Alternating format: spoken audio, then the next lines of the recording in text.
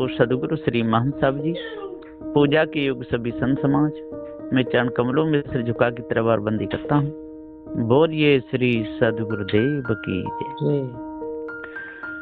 सदगुरु श्री कबीर साहब जी बड़े विचारमान संत थे और विचार से ही बात करते थे, और विचारमान सदा विचार से ही बोलते हैं। और जो अविचारी लोग होते हैं, जिनके अंदर विकार भरे हुए हैं, वो विचार को ठुकरा देते हैं। वो विचार से कभी काम नहीं लेते, और विचारों के द्वारा ही मनुष्य का पता चलता है कि इसका हृदय कैसा है। जब तक उससे बात नहीं करोगे, जब तक उसके साथ में नहीं रहोगे, जब तक उससे व्यवहार नहीं होगा, तब तक पता चलेगा ही नहीं कि जिसका हृदय कैसा है। और जो पारखी संत हैं, वो तो तुरंत ही पहचान लेते हैं कौन कैसा है। तो सदगुरु श्री कबीर साहब जी पारखी संत थे, और परख करके उनको पूरा पता चल गया था कि चेतन जीव भी सत्य है, इसके ऊपर दूसरा और कोई नहीं। जो ईश ब्रह्म आत्म परमात्मा की जो कल्पना की है, ये मिथ्या गुरबन का भ्रम है। सत्य विचारशील दया धैर्य विवेक वैराग गुरु भक्ति, इसको तो जानते ही नहीं। सत्य क्या है ये उनको पता ही नहीं। वो देखते हैं कि पृथ्वी जल वायु अग्नि ये चारों पदार्थ हैं,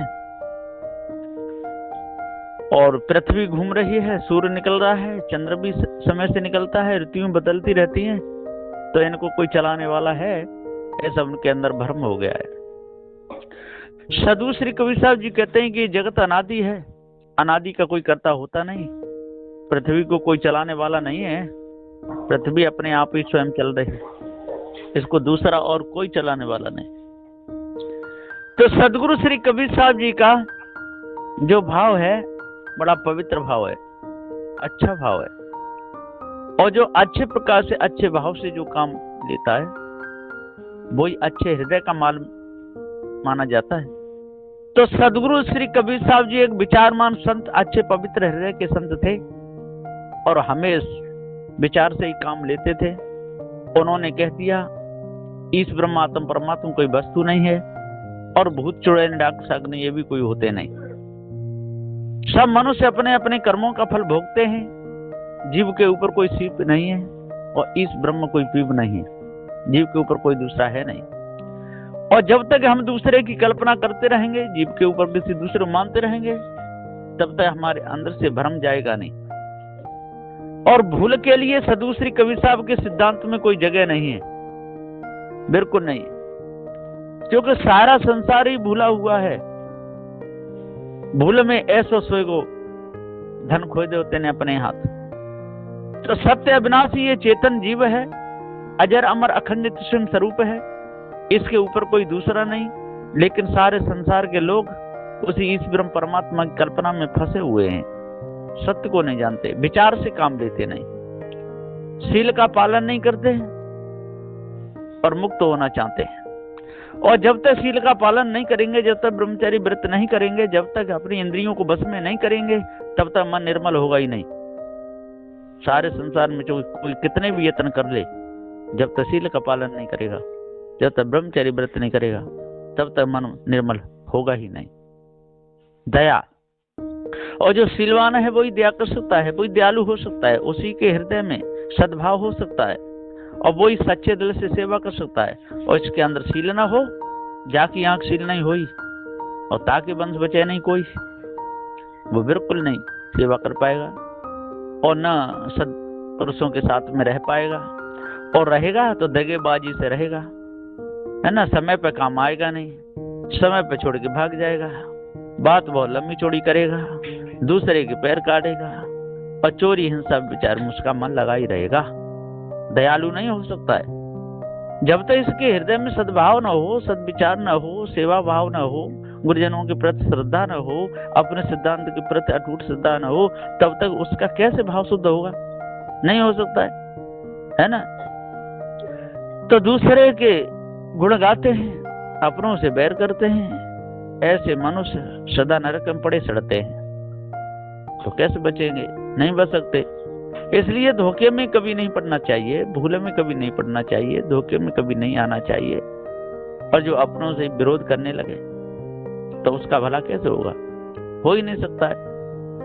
तो दयालु मनुष्य को दया धारण करनी चाहिए, और दयावान ही सर्वोपरि श्रेष्ठ होता है। दयावान ही जिसके अंदर दया है, भाव है, सद है, शील है, सब कुछ है, अष्ट महासद्गुण है, तो समझ लो कि वो विचारमान है। और जब तक विचार से काम नहीं लेगा तब तक उसका विचार अधूरा माना जाता है। विचारमान तो है, पढ़ा लिखा तो है, सब कुछ है, लेकिन विचार से काम नहीं लेता है। जिसके पास में सब कुछ है, धन भी है, सही जगह नहीं लगाता है, तो विचारमान माना ही नहीं जाएगा, है ना। कोई भांग खाते हैं, कोई अफीम खाते हैं, कोई शराब पीते हैं, कोई मदर खाते हैं, कोई अपने अपने ढंग से सब काम करते रहते हैं। तो सदगुरु श्री कबीर साहब जी कहते हैं कि वो विचारमान नहीं माने जाते। विचारमान वही है कि जितने गंदे कर्म हैं उनको सदा सदा के लिए तज दे, बिल्कुल त्याग दे, कभी भी उल्टे कर्म न करे, है ना, नशेबाजी न करे, धोखे में ना फंसे, सत्पुरुषों का संग करे, है ना, पारकी संतों का संग करे, विवेक विचार से काम ले, पछापच्छी छोड़ के काम ले, जिसके अंदर पक्ष ना हो किसी भी प्रकार का, वो है सत्पुरुष।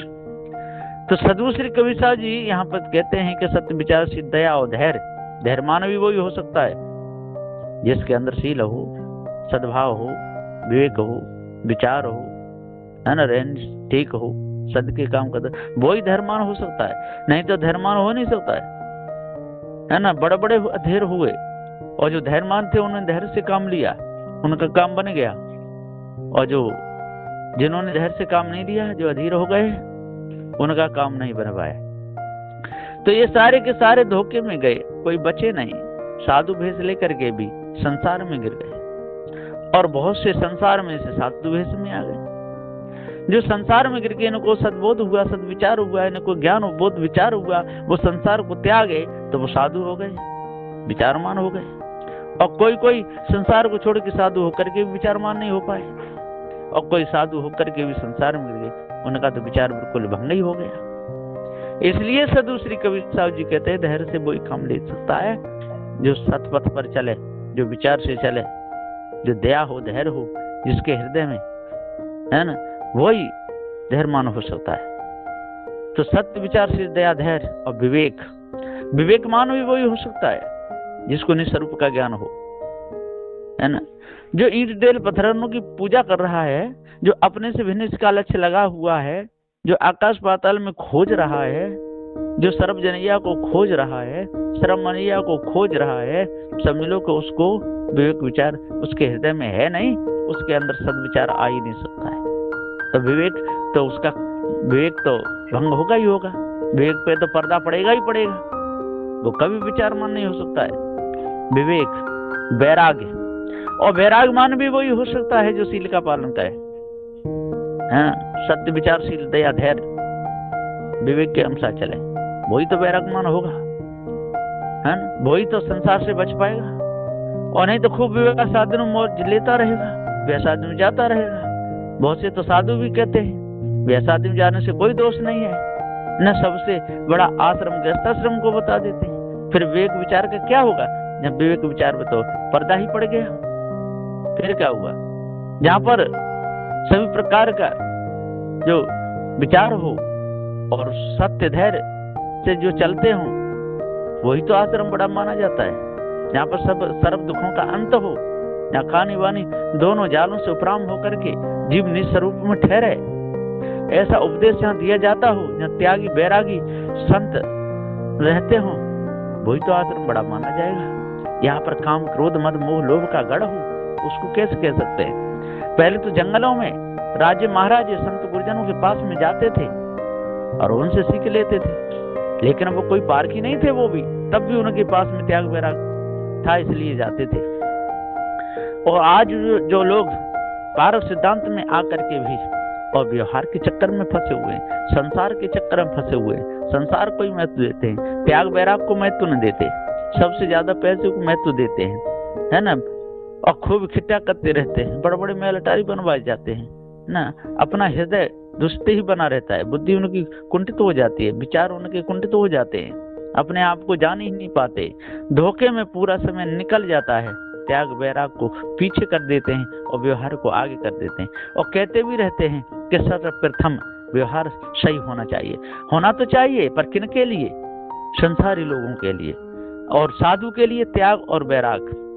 जो त्याग वैराग में बड़ा है, त्याग वैराग ही साधु का भूषण है, और जो त्याग वैराग से रहता है वास्तव में वही साधु है। तो वेग वैराग है, वही वैरागी हो सकता है। गुरु भक्ति भी वही कर सकता है, और नहीं तो गुरुवा बन जाएगा, गुरुवन की भक्ति करता रहेगा, है ना, नर्मदा के चक्कर लगाता रहेगा, गंगा यमुना के चक्कर लगाता रहेगा, काशी मथुरा हरिद्वार में जाकर मठ मंदिरों में चक्कर लगाता रहेगा, है ना, शंख फूंकता रहेगा, माला हिलाता रहेगा, उसे पता ही नहीं चलेगा कि सही क्या है और गलत क्या है। और सही और गलत का जिसको ज्ञान ना हो, समझ लो कि उसकी बुद्धि तो कुंठित ही है, वो समझ ही नहीं पाएगा सार असार का भेद। इसलिए जब तक सार असार का भेद पता नहीं चलता है, और जब तक वो संसारगामी है और संसार के व्यवहार में फंसा हुआ है, त्याग वैराग को महत्व देता नहीं, विवेक विचार से काम लेता नहीं, सत्य विचारशील दया धैर्य विवेक वैराग गुरु भक्ति को जानता नहीं, है ना। गुरु कौन है? संसार में गुरुओं की कोई कमी नहीं है, लेकिन गुरुवाओं की कोई भी कमी नहीं है। कमी है तो सदगुरु की कमी है ना। और सदगुरु है, उनके पास में कोई जाते नहीं। सदगुरु के द्वारा सर्व दुखों का अंत होता है। सदगुरु सत्य विचारशील दया धैर्य विवेक वैराग गुरु भक्ति का पूरा भेद बताते हैं, और संसार से बचने की पूरी युक्ति बताते हैं। पृथ्वी जल वायु अग्नि की पूजा सारे संसार में हो रही है।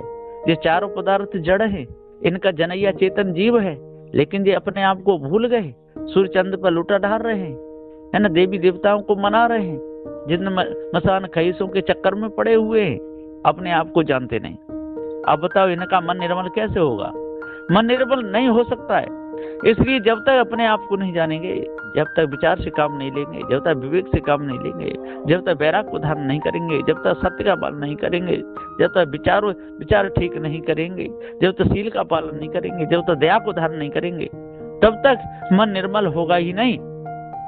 मन सहज में थोड़ा निर्मल होता है, कोई भी काम करो करने से होता है ना। अरे बाल्टी भी रखी है, रस्सी भी रखी है, और कुआं में से पानी खींचना नहीं चाहते और प्यास को बुझाना चाहते हैं, ऐसा होगा ही नहीं। रस्सी को उठाना पड़ेगा, बाल्टी कुंदे बांधना पड़ेगा, रस्सी को और बाल्टी को रस्सी से नीचे फंसाना पड़ेगा, फिर पानी भर के खींचना पड़ेगा, तब कहीं पिएगा, तब प्यास बुझेगी। और खाली रस्सी और बाल्टी देख ले, कुआं में पानी भी देख ले, और पानी को खींचे नहीं और पिए नहीं और सोचे कि प्यास बुझ जाए, ऐसा होगा ही नहीं। लोहा है, लोहे के औजार बनाने हैं, उसको अग्नि में देना पड़ेगा, हथौड़ा से पीटना पड़ेगा, उसका आकार बनाना पड़ेगा, उस पर धार धरनी पड़ेगी, तब कहीं उस लोहे से काम ले सकता है। इसी प्रकार से लकड़ी को पहले काटना पड़ेगा, लकड़ी को छीनना पड़ेगा, लकड़ी में कारीगरी देनी पड़ेगी, तब उसके कुर्सी में टेबल बनेंगे, नहीं तो बन ही नहीं सकते। इसी प्रकार से कुम्हार सोच ले, ये चाक भी है, ये डंडा भी है, ये मिट्टी भी है, बर्तन बन के तैयार हो जाए, ऐसा होगा ही नहीं। उसको तो चाक भी चलाना पड़ेगा, डंडे से भी घुमाना पड़ेगा, मिट्टी भी फोड़नी पड़ेगी, पानी भी डालना पड़ेगा, उसे कंकड़ साफ करने पड़ेंगे, उसकी मलाई भी करनी पड़ेगी, उठा के चाक पे धरना पड़ेगा, उसको घुमाना भी पड़ेगा, उसको कारीगरी से उसको बनाना भी पड़ेगा, तब कहीं बता बन के तैयार होगा।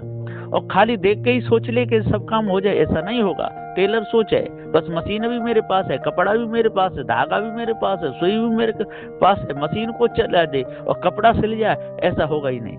उस कारीगरी करनी पड़ेगी, कारीगरी हो वहां पर, तभी कारीगरी होगी। और चेतन जीव ना हो तो कोई कारीगरी नहीं होगी। इसी प्रकार से सदगुरु श्री कबीर साहब जी पुकार के समझाते हुए कहते हैं कि संसार का बनाने वाला कोई नहीं। पृथ्वी जल वायु अग्नि ये चारों तत्व कारण रूप में है, इनसे जो होता है वो कार्य होता है, और कार्य का जनैया, कारण का जनैया, इनके गुण धर्मों को जनैया ये चेतन जीव है। यह अजर अमर अखंड नित्य स्वयं स्वरूप, इसके ऊपर कोई दूसरा नहीं। इसलिए सदगुरु श्री कबीर साहब जी पुकार कहते हैं कि सत्य विचारशील दया धैर्य वेग वैराग और गुरु भक्ति, जो चेतन पूजा करे, चेतन को जाने और जो ईश ब्रह्म आत्म परमात्मा की कल्पना को त्याग दे, भ्रम को बिल्कुल दूर करे, वो पारखी है, नहीं तो सब के सब बेपारखी हैं।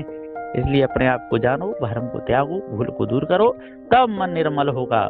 बोलिए श्री सद्गुरुदेव की जय।